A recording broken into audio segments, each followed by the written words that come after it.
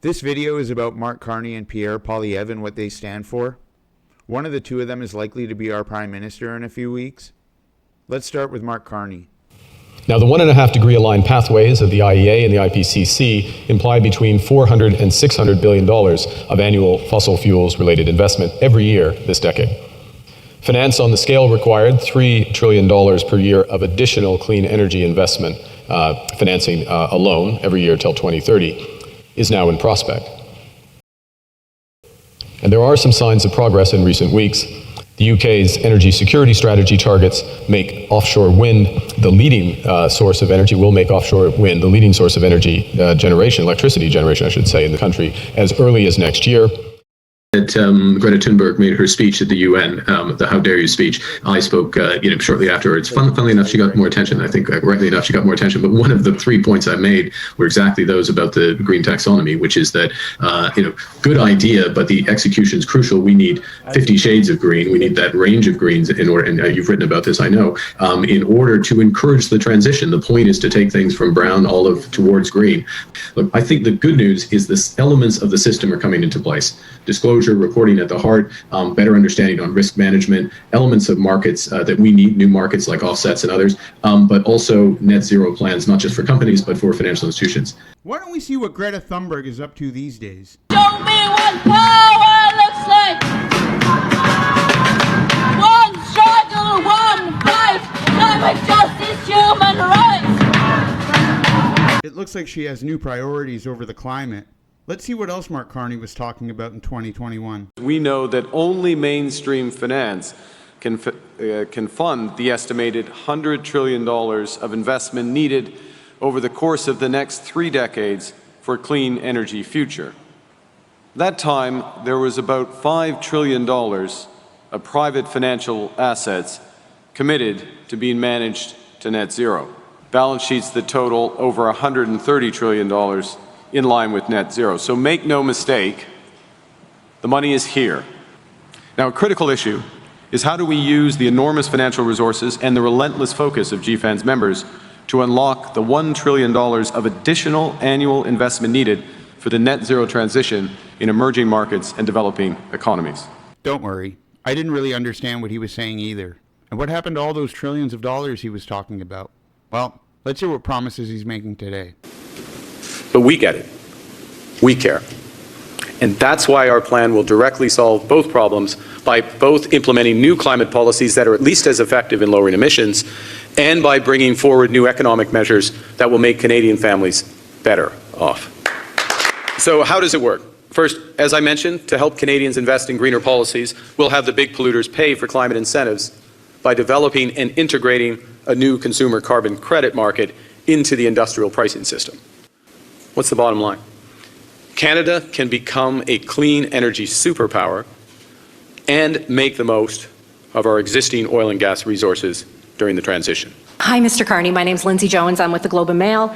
And my question is, in the past, you've supported the carbon tax and defended Prime Minister Justin Trudeau's stance on the carbon tax. Why now? Why are you coming out with this now? Well, I think there's two things, Lindsay. One is that, and that's right, and it's worked. It has had some impact in terms of reducing our emissions, making things more efficient. But as I said in my remarks, and I think certainly colleagues would know and people would know, it has become very divisive for Canadians. It's the perceptions of the impact, the negative impacts of the carbon tax on households without fully recognizing the positive impacts of the rebate has made this more of a divisive issue. It's been fed by misinformation and lies, quite frankly, by the Leader of the Opposition, but okay.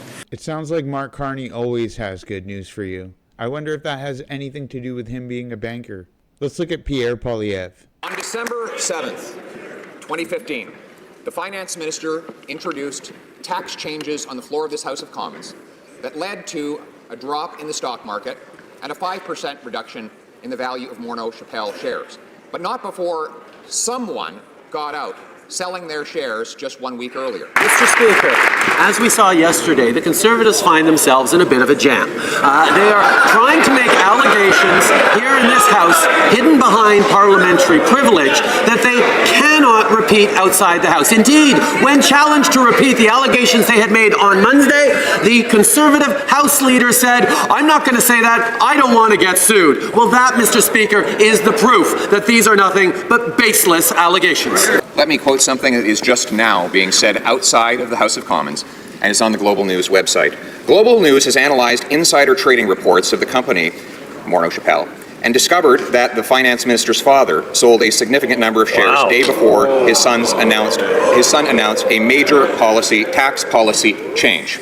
Mr. Speaker, the Finance Minister has delivered time and time again for Canadians and for Canada. The members opposite cannot attack on the substance, on the impact, the positive impact of everything that this government and this Finance Minister have done, and therefore they resort not to substance, but to slander.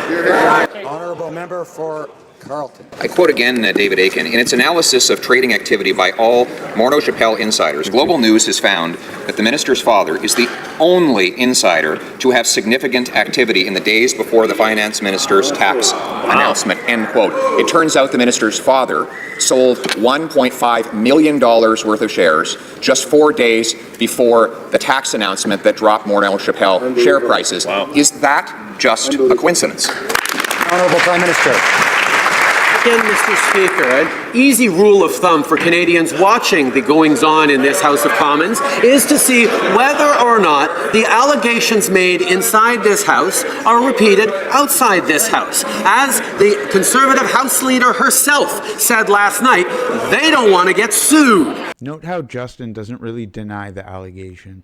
Let's hear what else Pierre has to say. Here's my announcement. Common sense Conservatives are unleashing a massive pressure campaign on NDP and Liberal MPs to vote against Justin Trudeau and Jagmeet Singh and in favor of spiking the hike and axing the tax.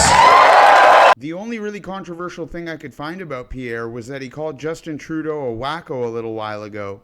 Here it is. 22 British Columbians have died of drug overdoses, but he continues to allow those drugs to kill the people in our hospitals and on our public transit. When will we put an end to this wacko policy by this wacko Prime Minister? Here, let's ask ChatGPT what the most controversial aspects of Pierre Pollievre is.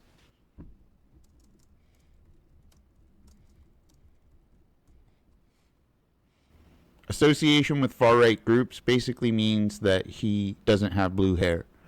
Stance on social issues, again, he's not for radical gender ideology, which means he's a normal person.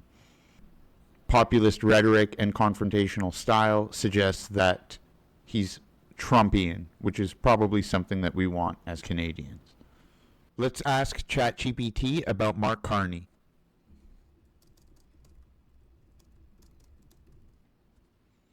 Climate change and central banking, so he was for the whole climate change agenda. He's a central banker. He was with the Bank of England and with the Bank of Canada, so he's definitely one of the most premier bankers in the world. He was for Brexit. He wanted England to stay with the EU.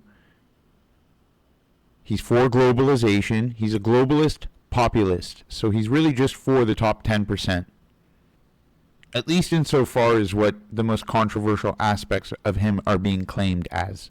Thank you so much for watching. Remember to like and subscribe, and you can help us produce more content like this.